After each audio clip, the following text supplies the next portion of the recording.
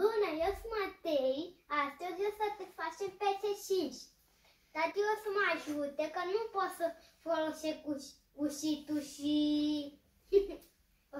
și oricum și PlayStation nu e prea greu. Acum a venit și tati să-mi desfacă controllerul. Standul e vechi și asta cred că pot să te fac și eu singur.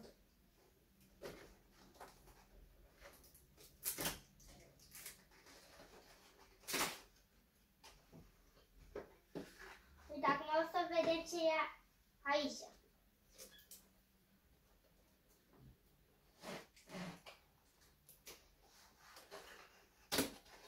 O cutie.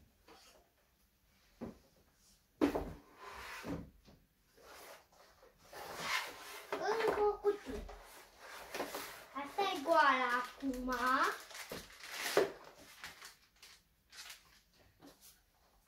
O să avem nevoie de un încărcător.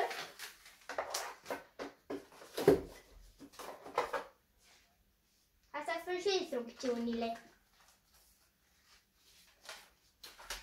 Ia uite, mare. Și cablu. Încă un cablu, două cabluri. Avem încă ceva.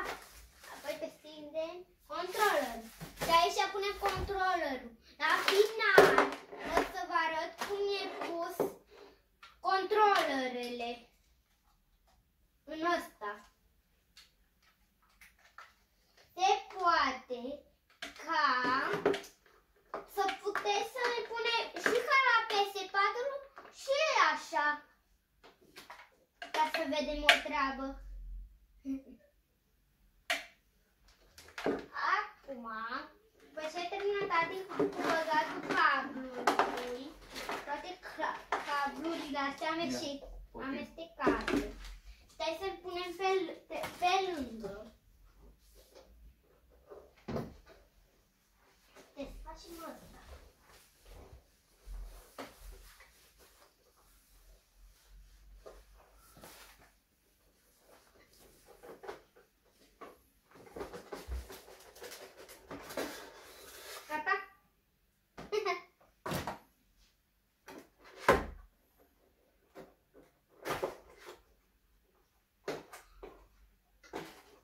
Uite controllerul de PS5. Și uite, pe ăsta îl porniști și luminează și PlayStation-ul. Și uite, acum să vă arăt că merge cu ăsta controllerul. Vrei să vă arăt? Uite, vedeți? Ta-dam! Acum să fie ultima chestie în filmulețul meu. Acum te facem pe PlayStation-ul! PlayStation!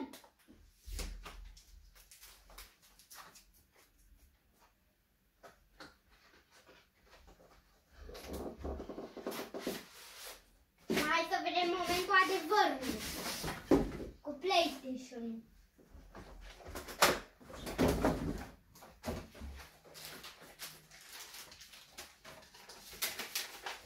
Și acum PlayStation-ul și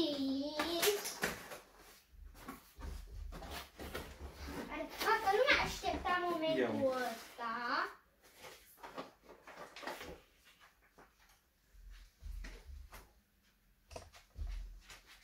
Așa, hai să luăm un cablu.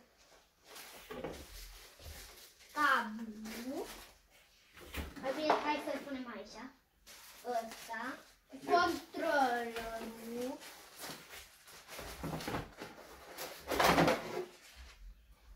Și uite să vă arăt cum arată controllerele pe stand. Ta-dam! Cablu pentru controlere. Cablu pentru controlere.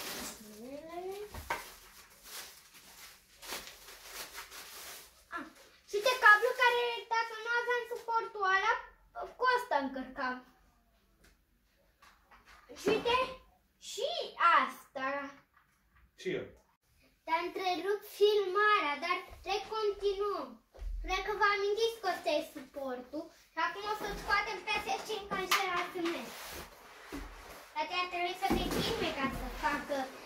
să merge din nou peste șit.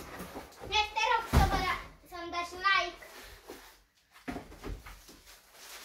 Acum din nou. Și acum o să fie momentul adevărului. Hai să arătăm și cum e pus invers. Și ăsta e PS5. Cel mai tare PlayStation. Și uite, vedeți și așa e invers. Dar așa te pune în picioare.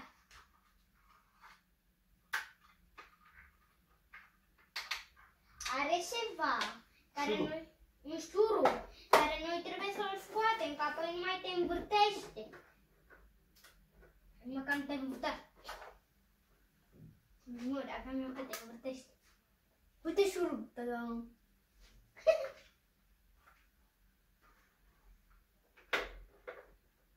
Și fixăm suportul. Și luăm șurubul și îl șurubăm. Deci dau o șurubeniță să te descurci. Ok. Am pus. Ta-da-da-da-da-da. Ta-da-da-da-da-da. Hai, poți să ții la revedere. La revedere, asta a fost tot filmuleț.